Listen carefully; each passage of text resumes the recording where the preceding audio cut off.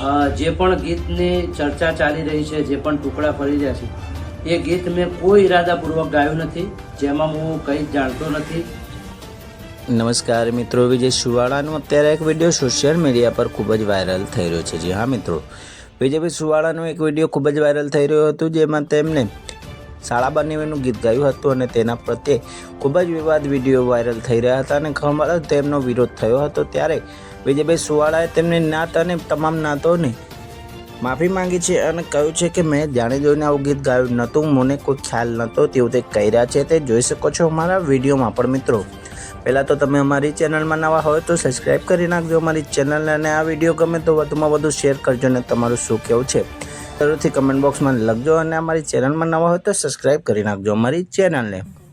જય વિહતમાં મિત્રો, ઘણા દિવસથી સોશિયલ મીડિયામાં એક ચર્ચા ચાલી રહી છે, જે બાબતને આજે ચોખવટપૂર્ણ હું ગુજરાતની જાહેર જનતા, નાથ વિહોતર રબારી સમાજને એક ચોખવટ કરવા માગું છું કે 4 દિવસ પહેલાં મારો કાર્યક્રમ રામપુરા બંકોળા હતો.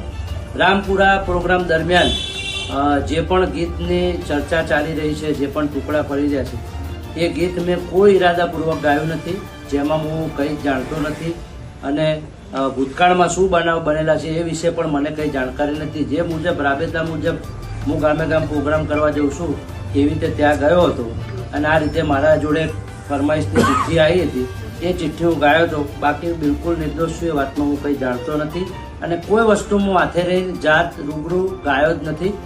જે મારા 4 ગામ અહીંયા હાજર છે, મારા ગામના શેમાળા હાજર છે, મારો 150 ઘરનો ચેહરનગરનો નેહડો હાજર છે.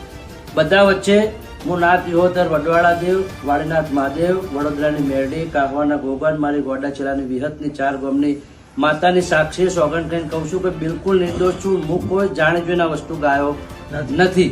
તે છતાંય નાથ વિહોતર મારો માને બાપ છે, મારા સમાજમાં જીવવાનું છે, સમાજમાં મરવાનું છે.